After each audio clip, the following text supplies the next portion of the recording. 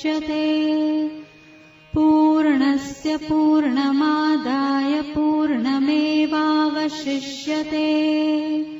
ॐ शान्ति शान्ति शान्तिः।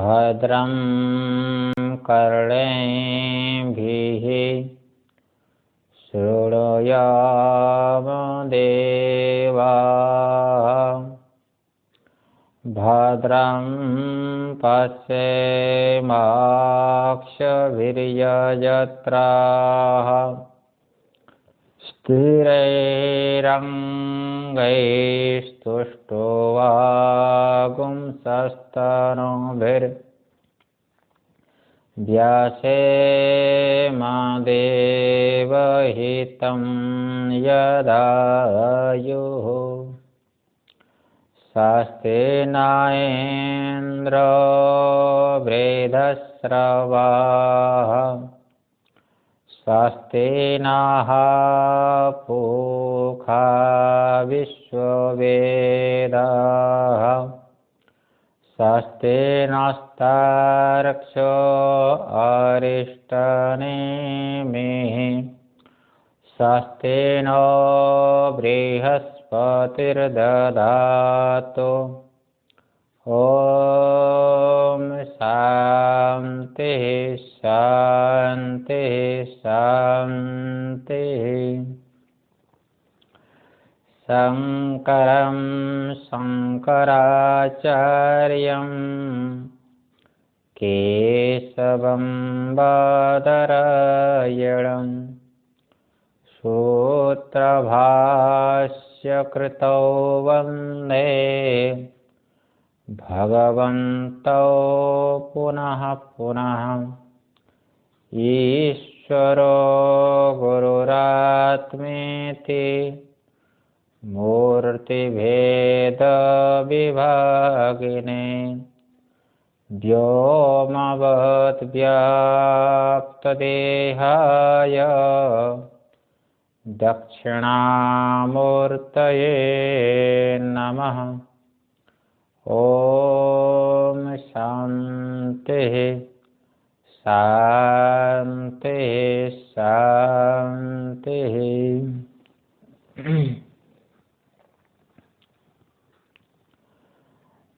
हम लोग मांडुक्य कारिका के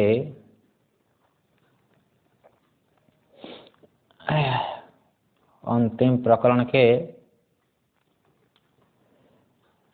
91वां मंत्र कारिका के ऊपर विचार किया। जो 4 बताई ना 9वें नंबर में, हेय, ज्ञेय, आप्य और क्या है वाक्य। इसमें जो ज्ञेय है वो परब्रह्म है, उसमें चतुष्कोटि का अभाव है, उसमें कोई विशेष धर्म नहीं है, परमार्थ तत्व है। इसमें किसी प्रकार का भेद नहीं है, है ना। विद्यते नहि नानात्वं तेषां क्वचन किंचन।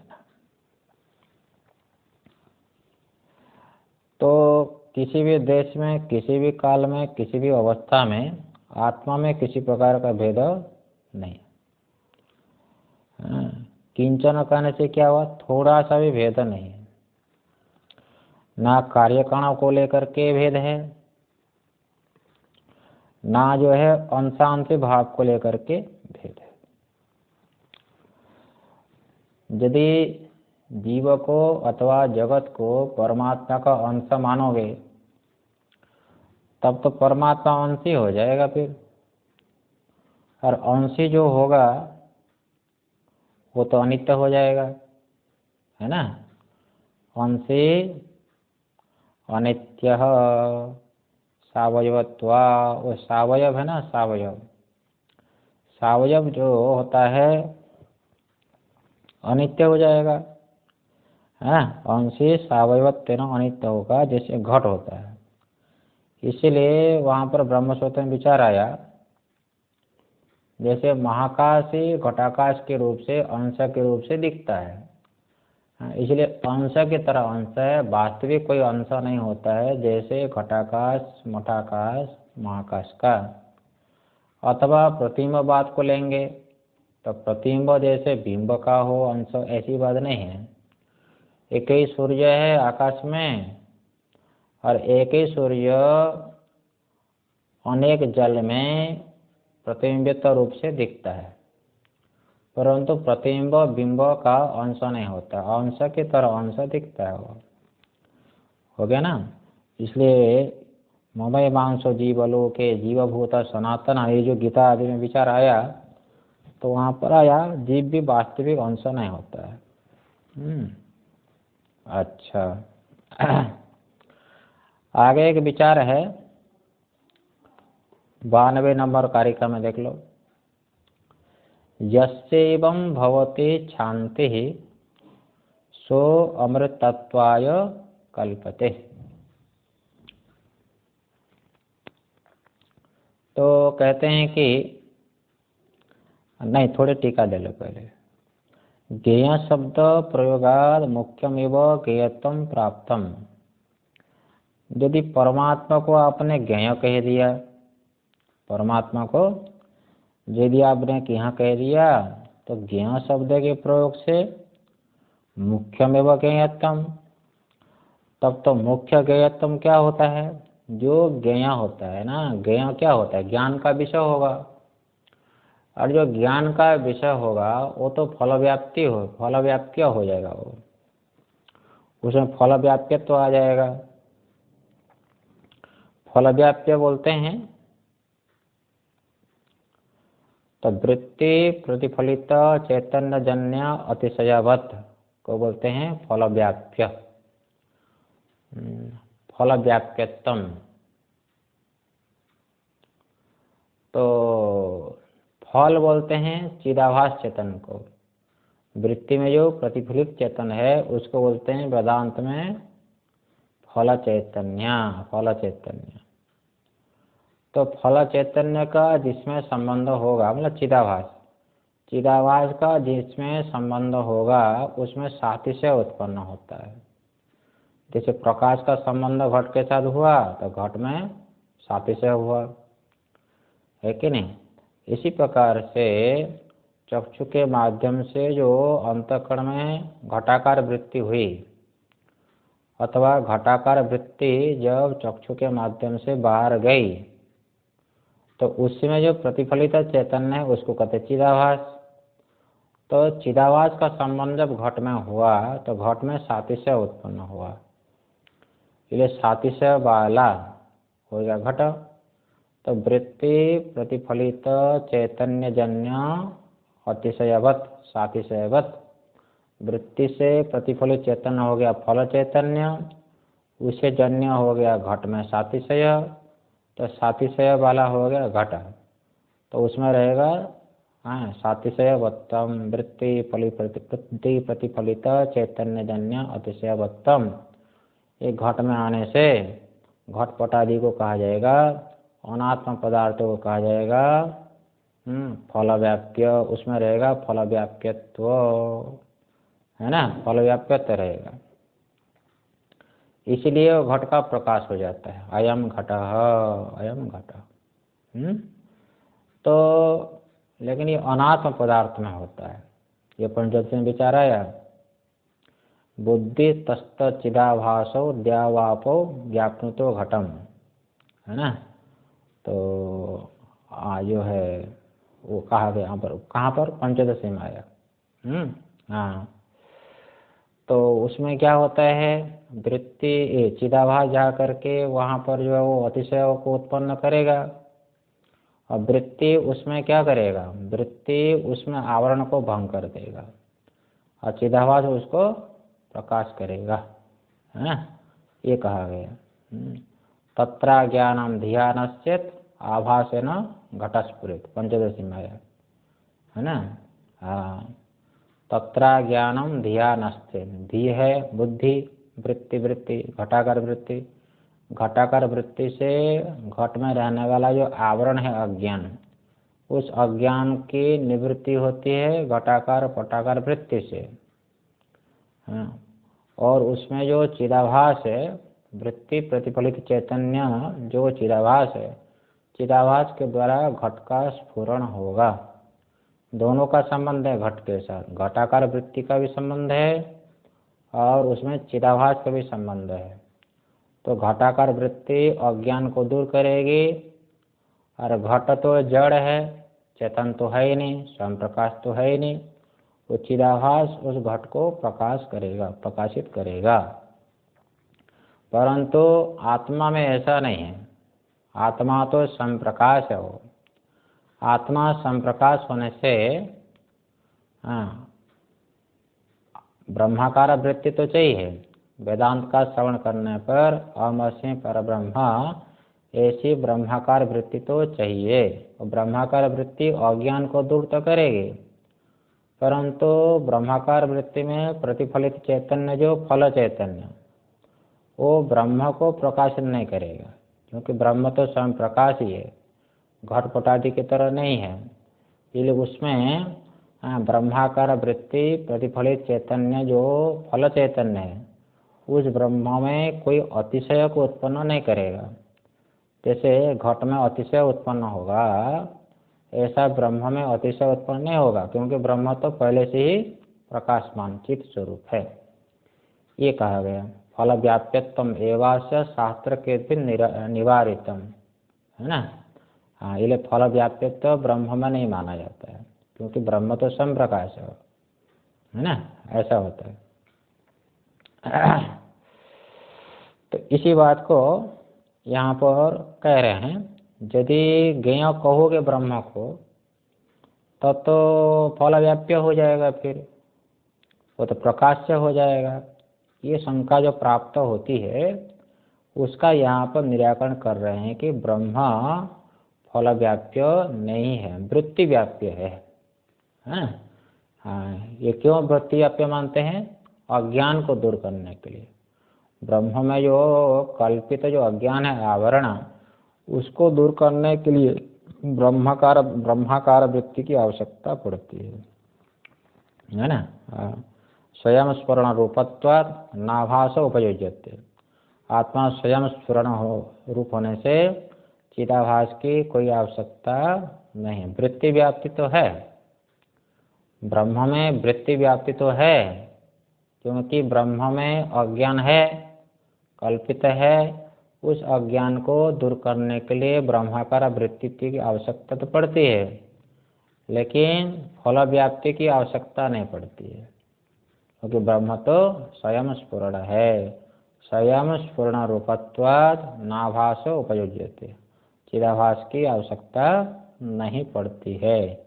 तो वृत्ति व्याप्ति है, इसलिए श्रुति कहती है कि मनसा एवं अनुद्रष्टव्य, है ना। और फल व्याप्ति ब्रह्म में नहीं है, इसलिए कहा अवांग मनस गोचर, यद मनसा न मनुते ये नाहर मनो, ये कहा गया। ये दोनों में कोई विरोध नहीं है, ठीक है। इधर श्रुति बोल दिया कि मनसा एवं अनुद्रष्टव्य, मन से ही परमात्मा का साक्षात्कार करे, तो इससे वृत्ति व्याप्ति को कही गई।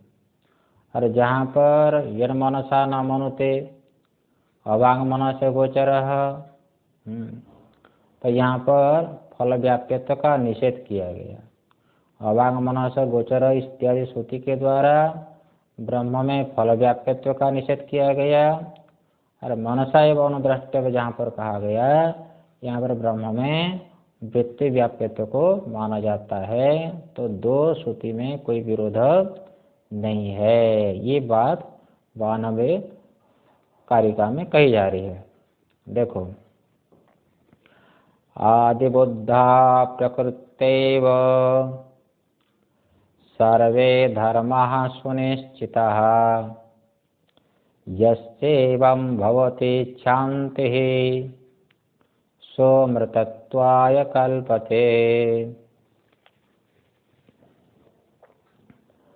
कहते हैं वो सबसे पहले वो आदि बुद्ध है, आदि बुद्ध है।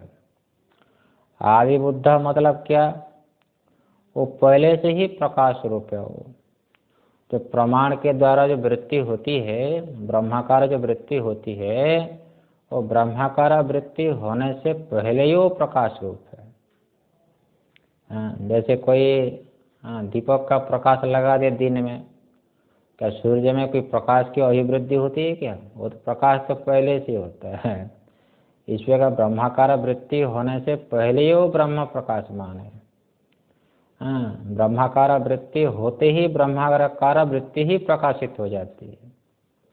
जैसे आपके मन में संकल्प होने मात्र ही संकल्प झट से प्रकाशमान हो जाता है, प्रकाशित हो जाता है, वो जाना जाता है। देखो सुख उत्पन्न हुआ तो सुख का भान हो जाता है, दुख उत्पन्न हुआ अंतःकरण में दुख का भान है। कोई भी संकल्प हो मन में, संकल्प होते ही वो प्रकाशित हो जाता है। किससे प्रकाशित है? आत्मा से। इसका मतलब संकल्प विकल्प होने से पहले ही आत्मा प्रकाशमान है। जैसे इसी प्रकार ब्रह्माकार वृत्ति होने से पहले ही वो ब्रह्म प्रकाशमान है। इसलिए कहते हैं आदि बुद्धा, आदि बुद्धा। अच्छा, और कहते हैं कि आदि बुद्ध है, प्रकाशमान है, तो किसी से प्रकाशमान होता होगा? बोलते नहीं, प्रकृति वो स्वरूप से ही वो ब्रह्म जो है ना प्रकाशमान है। वो स्वरूप से ही वो प्रकाशमान है। वो मन के संबंध से ब्रह्माकार वृत्ति होने से वो ब्रह्म प्रकाशमान होगा, ऐसी बात नहीं। प्रकृति स्वरूप से ही ब्रह्म प्रकाशमान है। वो चित्रूप होने से, वो ब्रह्म का स्वरूप ही चेतन है ना? ब्रह्म का स्वरूप ही चेतन है। अत्रायम पुरुष स्वयं ज्योति, श्रुति बोलती है। नहीं द्रष्टुर दृष्टिर विपर्लव विद्यते अविनाशित्व, है ना? इसलिए ब्रह्म संप्रकाश होने से ब्रह्माकार वृत्ति में ब्रह्म का प्रतिबिंब तो होता है, होता है, फिर भी ब्रह्म फल व्याप्य नहीं है, चिद्भाष्य ब्रह्म नहीं है। ब्रह्म में फल व्याप्यत्व चिद्भाष्य तो नहीं है। इसलिए स्वरूप से ब्रह्म चेतन रूप होने के कारण।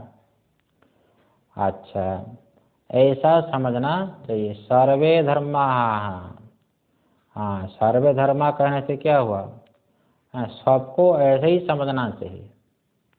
सबको अपना स्वरूप आदि बुद्ध ही प्रकाशमान ही समझना चाहिए।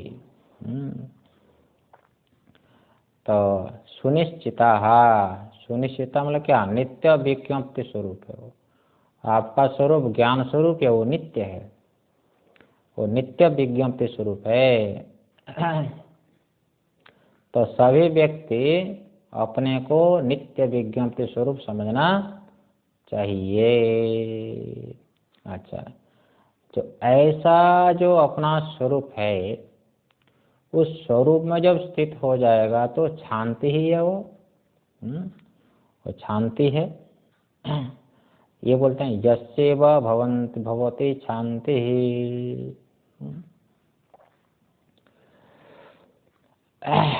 ऐसा स्वरूप का यदि साक्षात्कार हो जाए, सो अमृतत्वाय कल्पते।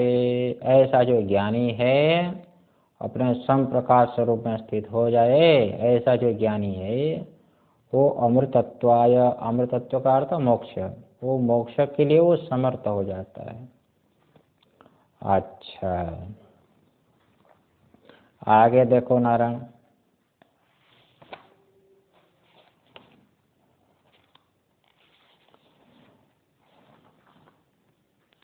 थोड़ी टीका है। यथोक्त रीत्या समुत्पन्नस्य ज्ञानस्य फलम आह यस्य। देखो इस प्रकार से अपना स्वरूप तो चेतन ही है, वो संप्रकाश है, वो आदिवृद्ध है। तो इस रूप से यदि ज्ञान हो गया तो उस ज्ञान का फल क्या होगा? उस ज्ञान का फल है परमानंद की प्राप्ति। नित्य शांति की अनुभूति, ये कह दिया। प्रथम पादस्य तात्पर्यम आह, तो प्रथम पाद कौन है? यही प्रथम पाद है। प्रथम पाद यही है कि आदि बुद्धा प्रकृतेव, यही तो प्रथम पाद है। अच्छा, ज्ञेयता अपि धर्माणाम संवृत्त्येव न परमार्थत इत्याह। ये देखो, तो ज्ञेयता अपि धर्माणाम, धर्म जो है ना, धर्म वाला आत्मा, आत्मा हो गया ज्ञेय। इसलिए आत्मा जब ज्ञेय हुआ है ना, तो आविद्य का व्यवहार को लेकर के ज्ञेय होता है। आविद्य को व्यवहार को लेकर के वो क्या होता है, मैं अपने को जानता हूँ, ये कहते कि नहीं। इसलिए समृत्या एवं मतलब आविद्य को व्यवहार को लेकर के ब्रह्म को ज्ञान कहा जाता है। न परमार्थतः, ब्रह्म स्वरूप से परमार्थतः ज्ञेय नहीं होता है वो। ब्रह्म तो ज्ञान स्वरूप है, वो ज्ञेय नहीं होता है। ये जरा समझ रख लो। हाँ, यस्मात्, क्योंकि आदो बुद्धा, आदो बुद्धा इति आदि बुद्धा, देखो विग्रह करना है। आदो बुद्धा इति आदि बुद्धा मतलब ब्रह्माकारा वृत्ति होने से पहले आप ज्ञान स्वरूप है कि नहीं। जैसे मान लो आपके अंदर संकल्प विकल्प होने से पहले ही आप थे कि नहीं थे, तो मैं था, वो समाधि निर्विकल्प समाधि अवस्था में मैं था। ये जो भान हो रहा है, आत्मा का जो भान हुआ था, उड़ने के बाद जो कह रहे हो कि मैंने कुछ नहीं जाना, समाधि अवस्था में था, तो स्वयं का जो भान हो रहा था वो किससे हो रहा था? अपने से हो रहा था। तो समाधि से नीचे आने के बाद, संप्रज्ञा समाधि में आने के बाद, व्यवहार में आने के बाद, आपके अंदर मनोवृत्ति होने से पहले, है ना, ये होने के बाद है, तो होने के बाद तो भान हो रहा है, वृत्ति का भान हो रहा है। अब ब्रह्माकार आदि वृत्ति मनोवृत्ति होने से पहले वो आप कैसे थे? ज्ञान स्वरूप थे कि नहीं थे? अभी भी ज्ञान स्वरूप है, अभी भी ज्ञान स्वरूप है। इसलिए कह रहे हैं समाधि से नीचे आने से पहले आत्मा जैसे ज्ञान स्वरूप है, इसी प्रकार से कह रहे हैं ब्रह्माकार वृत्ति होने से पहले ही वो ब्रह्मा जो ज्ञान स्वरूप है, इसलिए आदि बुद्ध मतलब स्वयं प्रकाश है। प्रकृत्याव्यकार्थ स्वभावतः, स्वरूप से ही आत्मा नित्य संप्रकाश है वो, यथा नित्य प्रकाश स्वरूप। टीका थोड़ी सी। उक्तम अर्थम दृष्टांतेन स्पष्टयते, ये जो अर्थ है जो कहा गया, क्या अर्थ कहा गया कि जो है आत्मा संप्रकाश है, आत्मा संप्रकाश है, वो किसी से प्रकाशित नहीं होता है। अवेद्यत्व सति अपरोक्ष व्यवहार यज्ञतम, आत्मा तो नित्य संप्रकाश है ज्ञान रूप होने से, क्योंकि ज्ञान स्वयं प्रकाश है। वो ज्ञान कैसा होता है? स्वयं प्रकाश। ज्ञान को ये स्वयं प्रकाश नहीं मानो तो अनवस्था दोष हो जाएगा। देखो घटपटादि का जो प्रकाशक है ज्ञान, घटपटादि का भान हो रहा है ज्ञान से, और ज्ञान भी और किसी से प्रकाशित होगा तो वह भी किसी से प्रकाशित होगा, तब तो अनवस्था दोष हो जाएगा। इसलिए साक्षी रूप जो नित्य ज्ञान स्वरूप है, ज्ञान है, वो तो स्वयं प्रकाश है। तो अरे ऐसा जो स्वयं प्रकाश है, नित्य ज्ञान है, वो ही तो आत्मा है। इसलिए कहा हुआ संवेद संप्रकाश संवेद आत्मा, पंचदशी में है ना, क्योंकि संप्रकाश होने से, क्योंकि संप्रकाश है ना, ये क्या बोलते हैं, हाँ संप्रकाश होने से। और किसी से वेद्य न होने से, किसी से वेद्य न होने से, ये पंचदश में विचार आया। ये संवित आत्मा स्वप्रकाशत्वे सति जो है अनुभूति रूपत्वात्, ऐसे तथा घटपटादि जो आत्मा स्वरूप नहीं होगा वो अनुभूति स्वरूप नहीं होगा, वो जड़ हो जाएगा, है ना, ऐसा है।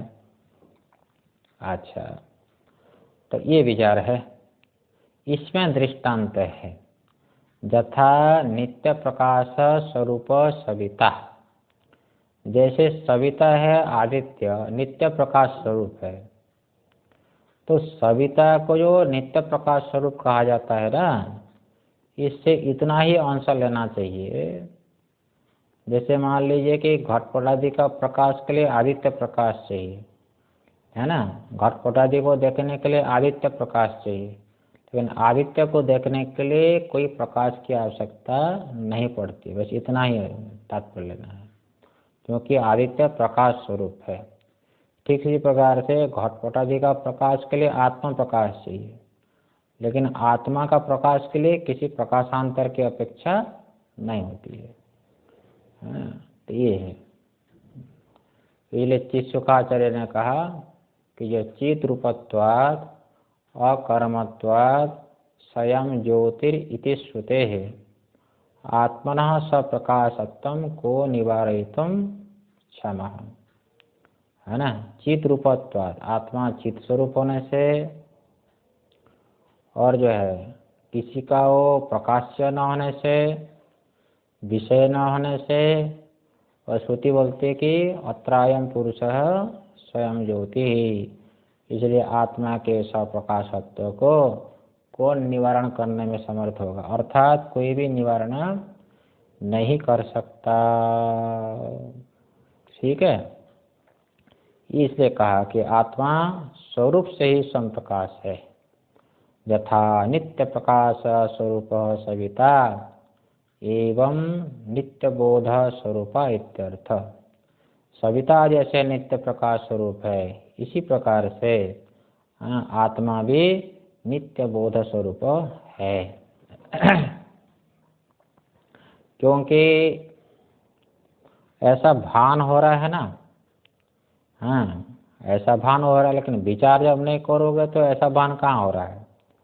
मैं नित्य बोध स्वरूप हूँ ऐसा साधक को समझना तो चाहिए, परंतु भान कैसा होता है, मैं ब्राह्मण हूँ, है कि नहीं, मैं जो क्षत्रिय हूँ, मैं तो गृहस्थ हूँ, मैं तो सन्यासी हूँ, महात्मा हूँ, मैं विद्वान हूँ, मैं तो महंत हूँ, मल्लेश्वर हूँ, मेरे भक्त इतने हैं, इतने आश्रम है ना। तो ये देखो ऐसे ऐसे बोल रहे हैं, ये क्यों, विचार न होने से। विचार ना होने से ऐसी भ्रांति हो जाती है कि नहीं। अच्छा, आगे देखो, सर्वे धर्माः सर्वे आत्माना, धर्म का अर्थ यहाँ पर आत्मा कह दिया। धर्म क्यों कह दिया, क्योंकि आत्मा सबको धारण करके रखा है ना, ये आत्मा से तो मन बुद्धि इंद्रियां शरीर सब चल रहा है। आत्मा यदि ना हो तो क्या होगा, पंच महाभूत में लीन हो जाएगा ये शरीर आदि। इसलिए कह दिया कि धर्म, धारणा देती धर्म कह दिया हो।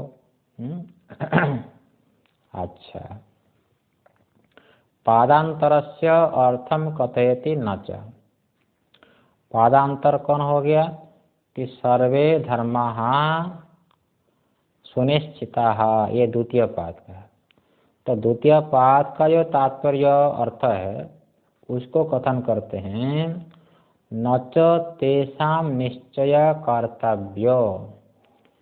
बोलते हैं कि उसका निश्चय नहीं करना चाहिए आत्मा का। आत्मा तो निश्चय स्वरूपी हो, आत्मा तो नित्य स्वरूपी है, वो ज्ञान स्वरूपी है, तो आत्मा का क्या निश्चय करोगे, है ना। क्यों, मन में छोटा सा संकल्प हो गया, देखो संकल्प भान कैसे हो जाता है ना। हाँ, तो वह वो जो संकल्प विकल्प है, सुख दुख है, वो आपसे प्रकाशित हो रहा है, है ना, आप उससे प्रकाशित नहीं हो रहे हो, इसलिए आप बोध स्वरूप हो। ठीक है, इसलिए बोलते हैं कि न तेषाम, वो निश्चयात्मक ज्ञान का वो विषय नहीं होता है, निश्चयात्मक ज्ञान आपसे प्रकाशित हो जाता है। इसलिए कह रहे ना, आपको निश्चय हुआ, आप क्या बोलते हो, हाँ मुझे निश्चय हुआ। तो इसका मतलब क्या हुआ, आप निश्चय को जान रहे हो, है कि नहीं, आपको निश्चय का भान हो रहा है कि नहीं। हाँ, ऐसा आपसे निश्चयात्मक ज्ञान का प्रकाश होता है। आपसे निश्चयात्मक ज्ञान, ये नहीं, निश्चयात्मक ज्ञान से आप प्रकाशित नहीं हो रहे हो, विचार करना पड़ेगा ना।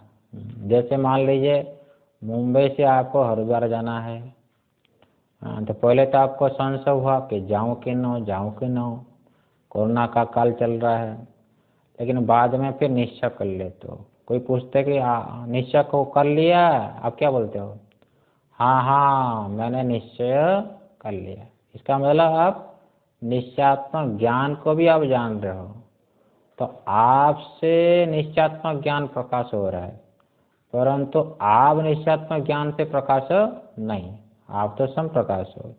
ये बात कह, न तेषां निश्चय कर्तव्यो, अर्थात नित्य निश्चित स्वरूप, क्योंकि आप तो निश्चित स्वरूप ही हो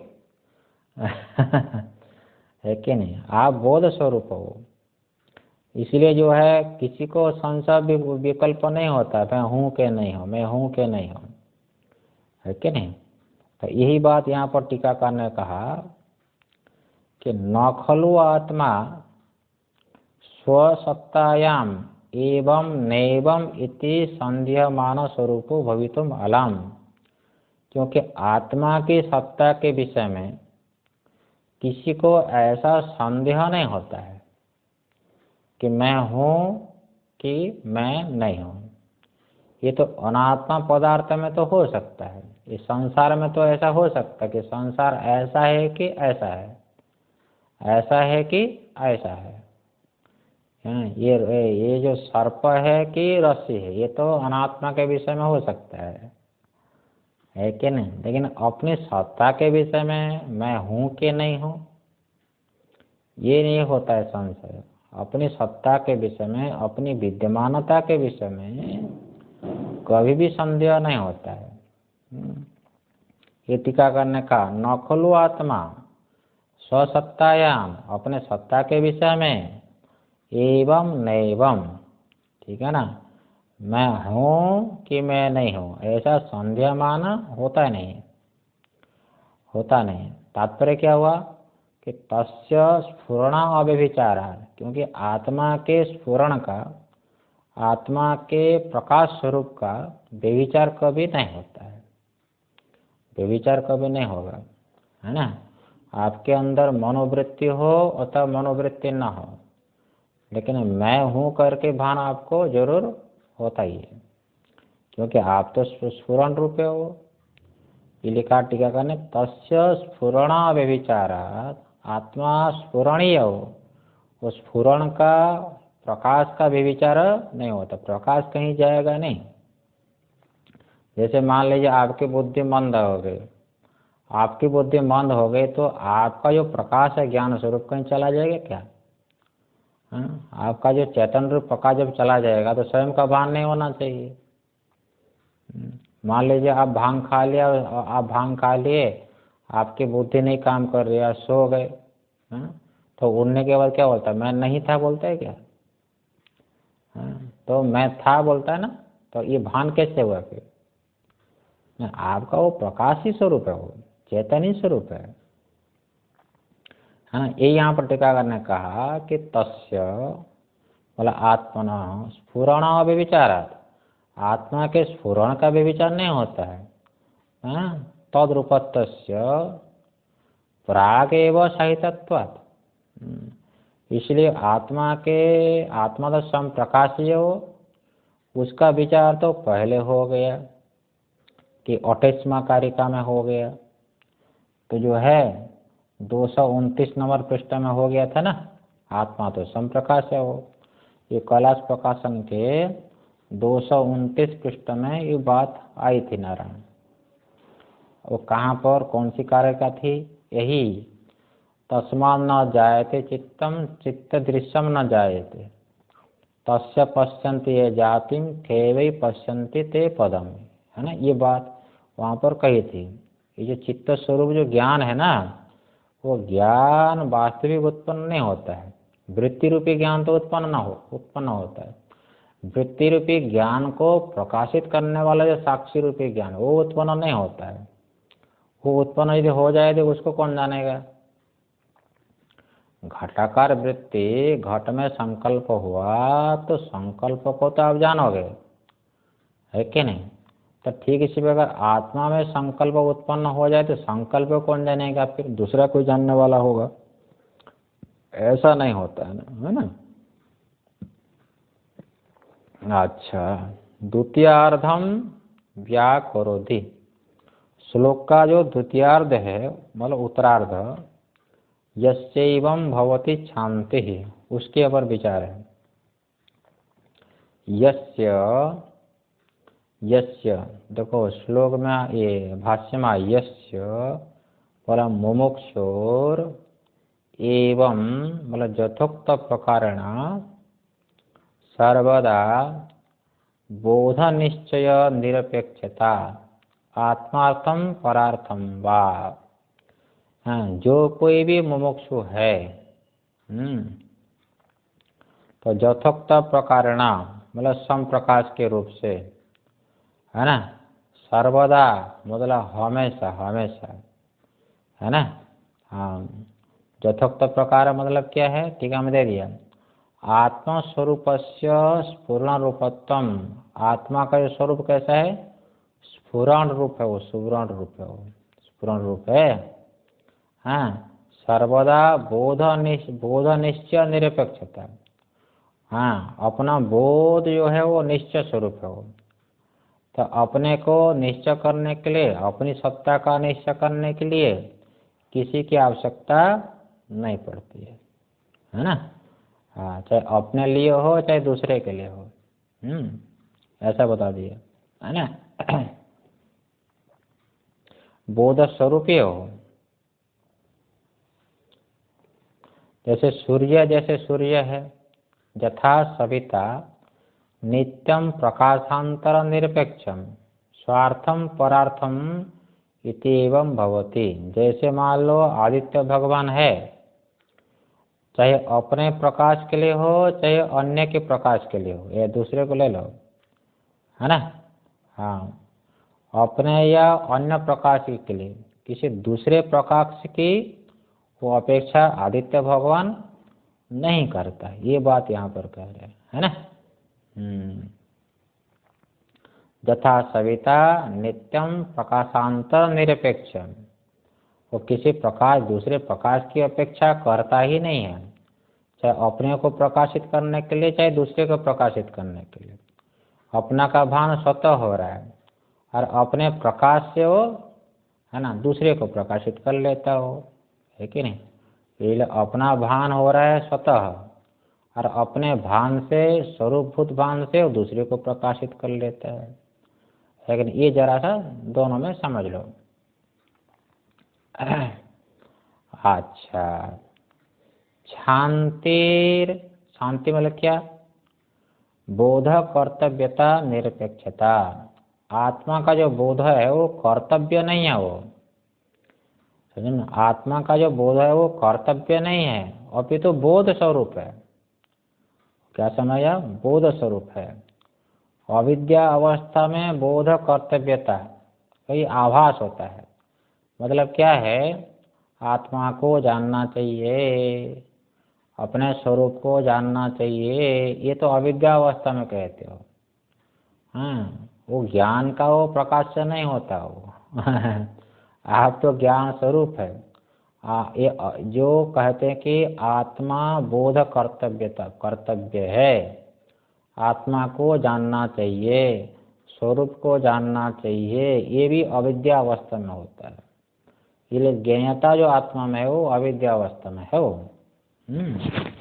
इसलिए बोलते हैं यहाँ पर बोध कर्तव्यता है, ये आविद्यक अवस्था में, वो किसी की अपेक्षा नहीं हो, अपितु सर्वदा, है ना, सर्वदा स्वात्मनि सो अमृतत्वाय कल्पते। ये देखो तो आत्मा में शांति है, इसलिए अपने बोध के लिए, अपना भान के लिए किसी अन्य भान की अपेक्षा वो नहीं करता है, क्योंकि आत्मा ज्ञान स्वरूप है वो। ऐसा यदि ज्ञान हो जाए, है ना, तो वही ज्ञानी मोक्ष के लिए समर्थ होता है, ये बोल रहे हैं। देखो थोड़ी टीका ले लो। बोधाख्यो मतलब निश्चय, बोध मतलब यहाँ पर निश्चय लेना है ना, तो बोध निश्चय, बोधाख्य निश्चय, बोध निश्चय, भाष्य में जो है ना उसको लिए बोधाख्य निश्चय, बोध निश्चय। तस्मिन निरपेक्षतम, उसमें कोई अपेक्षा नहीं है अपने भान के लिए, हैं, तो किसी भान की अपेक्षा और नहीं है वो, समझ में कि नहीं। हाँ, जैसे तार्किक बात क्या है ना, तार्किक लोग आत्मा का भान होगा, मन का संबंध होने पर आत्मा में ज्ञान उत्पन्न होगा, उस ज्ञान से आत्मा का भान होगा, ऐसी बात नहीं है ना। आत्मा तो ज्ञान स्वरूप ही हो, ज्ञान उसमें उत्पन्न होगा ऐसी बात नहीं है, ठीक है। अपना भान के लिए अथवा दूसरे भान के लिए किसी की आवश्यकता वो नहीं करता है। तात्पर्य क्या है, वो आत्मा ज्ञान स्वरूप है। तो ऐसा यदि वही मेरा स्वरूप है, स्वयं स्फुरण है मेरा स्वरूप, ऐसा ज्ञान हो गया तो वही मोक्ष का अधिकारी हो गया। सो अमृतत्वाय कल्पते इति संबंध, अर्थात मोक्षाय समर्थो भवति, वही ज्ञानी मोक्ष के लिए क्या होता है, समर्थ होता है ना। ओम भद्रं कर्णेभिः शृणुयाम देवाः, भद्रं पश्येमाक्षभिर्यजत्राः, स्थिरैरङ्गैस्तुष्टुवागुंसस्तनूभिर्व्यसेम देवहितं जदायुः। स्वस्ति न इन्द्रो वृद्धश्रवाः, स्वस्ति नः पूषा विश्ववेदाः, स्वस्ति नस्तार्क्ष्यो अरिष्टनेमिः, स्वस्ति नो बृहस्पतिर्दधातु। ओम शांति शांति शांति। शंकरं शंकराचार्यं केशवं बादरायणं, सूत्रभाष्यकृतौ वन्दे भगवन्तौ पुनः पुनः। ईश्वरो गुरुरात्मेति मूर्तिभेदविभागिने, व्योमवद्व्याप्तदेहाय दक्षिणामूर्तये नमः। ओम शांति शांति शांति।